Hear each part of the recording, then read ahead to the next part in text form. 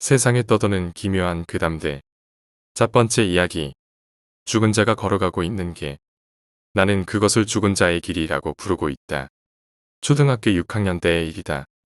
나는 담임 선생님과 성격이 맞지 않아 문제만 일으키고 있었다. 선생님 역시 무슨 일만 일어나면 내 잘못으로 치부했기 때문에 갈등의 골은 깊어만 갔다. 하지만 부모님은 절대적으로 선생님을 신뢰하고 있었기 때문에 언제나 나에게만 비난의 화살이 쏟아졌다. 어째서 너는 선생님 말을 안 듣는 거니? 나는 이제 정남이가 떨어져서 죽어버리고 싶어. 어머니는 입버릇처럼 죽어버리고 싶다는 말을 하곤 했다. 어린이들은 부모의 입버릇을 그대로 배워버리는 경우가 많다. 그것이 기분 나쁜 내용일수록 다른 이에게 그 말을 하기 위해 더욱 확실하게 기억해버린다. 나 역시 마찬가지였다. 아, 학교 따위 싫다. 죽어버리고 싶네. 밥이 뭐 이래? 죽어버리고 싶다. 어머니와 똑같이 기분 나쁜 일이 있을 때마다 나는 그 말을 입에 담았다. 그러던 어느 날 내가 말하는 것을 들은 어머니가 나에게 말했다. 죽고 싶다 말하는 녀석은 그냥 죽어버리는 편이 나아. 그것은 나에게 있어서 정말로 죽어버리고 싶어지는 말이었다. 나는 맨발로 집을 뛰쳐나갔다. 달리고 달려서 가까운 산길까지 달려나갔다. 젠장. 죽어버릴 테야. 죽을 거야. 자 봐봐. 그렇게 외치면서 달리는데 갑자기 왼편에 길이 나타났다. 언제나 다녀서 익숙한 길이었지만 이상하게 그 길만은 처음 보는 길이었다. 길 저편에는 반딧불 같은 작은 빛들이 날아다니고 낡아서 색이 바랜 교회가 보였다. 그 광경이 어딘지 무섭게 느껴져 나는 왔던 길을 되돌아 도망쳤다. 집에 돌아오니 어머니가 아버지에게 엄청나게 얻어맞고 있었다. 자기 자식한테 할 말이 있고 안 할 말이 있지. 그것도 구별 못해. 아버지가 그렇게 화난 모습은 태어나서 처음 보는 것이었다. 그로부터 몇 년 뒤 나는 다시 자살 욕망에 휩싸여 있었다. 이유는 없었다. 단지 현실에 실증나 있었다. 변화없는 생활과 점점 달아만 가는 육체와 정신 무엇이든 모든 것이 실증날 뿐이었다. 나는 밤거리를 빈둥거리며 오가면서 죽고 싶다. 죽고 싶다고 중얼거렸다. 그 순간 숲의 냄새가 났다. 건물과 건물 사이의 틈새를 들여다봤다. 거기에는 이전에 보았던 반딧불 같은 작은 빛들이 날아다니고 낡아서 색이 바랜 교회가 있는 그 길이 계속 이어지고 있었다.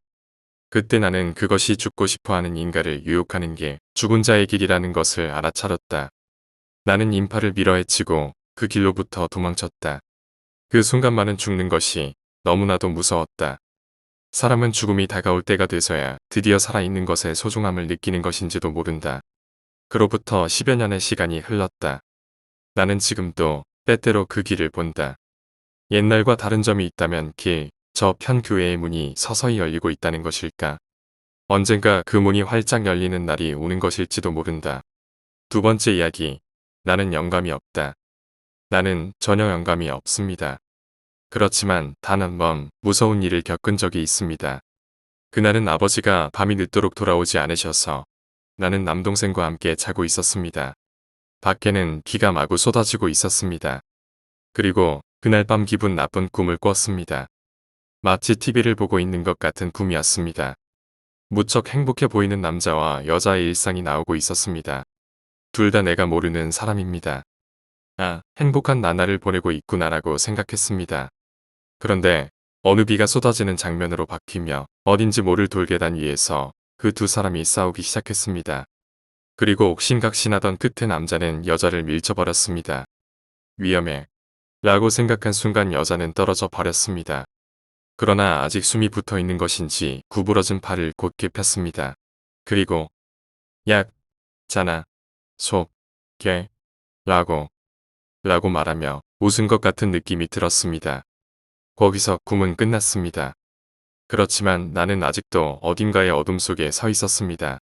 나는 아직도 꿈을 꾸고 있는 건가 싶어 주위를 둘러봤습니다. 그때 아까 그 여자의 목소리가 들렸습니다. 약속했잖아. 계속 함께 있겠다고. 그 목소리는 어둠 속에서 계속해서 울려 퍼졌습니다. 나는 도망치려고 했습니다. 하지만 몸은 움직이지 않았고 도망칠 수 없었습니다.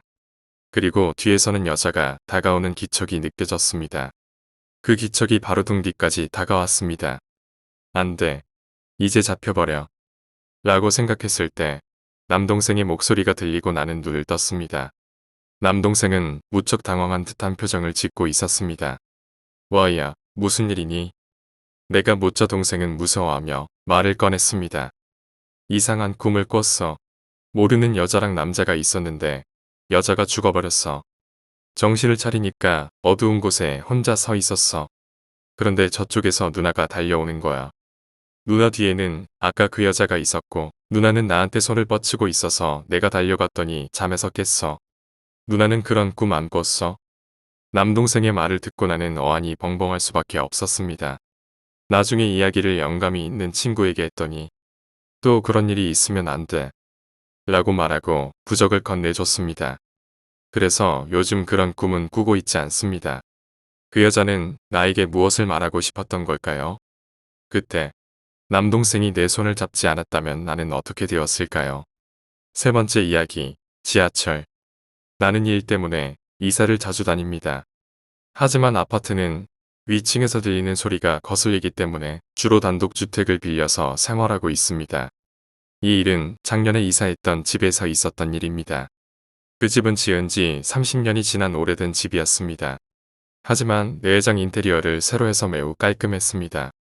무엇보다도 좋은 점은 2LDK의 넓은 집인데도 한 달에 38,000엔 밖에 안 하는 집세가 매력적이었습니다. 그래서 부동산에서 소개받은 그 자리에서 그 집을 빌리게 된 것입니다. 그러나 이상한 일은 이사한 그날 밤부터 시작되었습니다. 밤만 되면 어디선가 전화벨 소리가 계속 들리는 것입니다. 희미하게 들리는 정도였기 때문에 처음에는 옆집에서 나는 것이라고 생각하고 있었습니다. 하지만 어느 날 밤, 부엌에서 요리를 하고 있는데 상당히 가까운 곳에서 전화벨 소리가 들려왔습니다. 이상하게 생각한 나는 그 소리가 들려오는 곳을 찾아봤습니다. 소리는 부엌 구석 바닥 아래에서 들려오고 있었습니다. 생각해보니 그곳은 이사 온 날에 발견한 네모난 구멍이 있는 곳이었습니다. 그렇지만 이사를 온 후 정리에 바빠서 잊고 있었던 것입니다. 나는 마음을 잡고 그 구멍을 들춰봤습니다. 그러자 거기에는 사다리를 달 수 있는 다다미 4장 정도 넓이의 지하실이 있었습니다. 하지만 부동산에서 지하실에 관해 이야기해준 것은 전혀 없었습니다. 그 지하실에는 정연히 선반이들어 놓아져 있었고 가장 깊은 곳에는 작은 책상이 하나 있었습니다. 선반에는 아무것도 없이 얇게 먼지가 쌓여 있을 뿐이었습니다. 그리고 책상 위에는 전화기가 하나 있었습니다. 아하, 이 전화가 울리고 있던 거구나. 이미 벨은 울리지 않고 있었지만 나는 그렇게 생각하며 수화기를 틀었습니다. 하지만 그 순간 나는 깜짝 놀라 뒷걸음질 칠 수밖에 없었습니다. 그 전화기에는 코드가 연결되어 있지 않았습니다. 네 번째 이야기, 가위 눌림. 가위 눌리기 직전에 그 느낌 전 거기까진 좋아요. 가위를 원체 자주 눌려서 적응됐거든요. 그래서 언제 가위 불고 자나 이러고 있는데 그날은 다르더라고요. 평소엔 막 나이트클럽같이 요란한 소리가 들렸었는데 오늘은 좀 조용하더라고요. 그래서 용기 내서 눈을 떠봤는데 뭔가 눈앞에 아지랭이 같은 게 있고 갑자기 숨 쉬는 게 힘들어졌어요. 마치 뭐가 목을 조르는 것 같이 말이죠. 저희 집이 불교 집안입니다. 그래서 저는 속으로 열심히 나무 아미타 불을 했는데 암튼 근데 소용이 없더라고요. 숨 쉬는 건 계속 불편하고 뭔가가 목 주변에 들러붙어서 숨 쉬는 게 되게 불편하더라고요. 얼마나 그런 건진 모르겠는데 어느 순간 문득 계속 이러고 있다간 죽을 수도 있겠다 싶어서 온 힘을 다해서 일어나니까 갑자기 가위가 풀리고 일어나지더라고요. 평소에 눌리던 가위랑 다른 성향의 가위 같아서 되게 섬찟하더라고요. 그래서 문단속도 해보고 방문 닫고 이불 속에 들어가서 자서요. 그리고 나서 계속 피곤해서 다음날 아침까지 잠만 잤고요. 다음날 부모님한테 이런 거 말해봤는데 하루 종일 잠이나 쳐자니까 가위 눌리지라는 말만 들었습니다. 혹시 이런 가위 눌려보신 분 계세요? 5번째 이야기, 도와주세요. 내가 3살쯤이었을 때의 이야기입니다. 가족이 나란히 누워서 자던 어느 밤에 어머니는 자다가 문득 눈을 떴다고 합니다. 쓱싹쓱싹, 쓱싹쓱싹. 무엇인가를 닫고 있는 것 같은 소리가 침실에 울려 퍼지고 있었습니다. 어머니는 문득 창가 쪽에서 인기척을 느껴 돌아보았다고 합니다. 그곳에는 어린 아이가 커튼을 냅킨으로 열심히 닫고 있었답니다. 쓱싹쓱싹. 자세히 보니 그것은 나였다고 합니다. 어머니는 이상하게 생각해서 뭘 하느냐고 물었다고 합니다. 그러자 내가 대답했다고 합니다.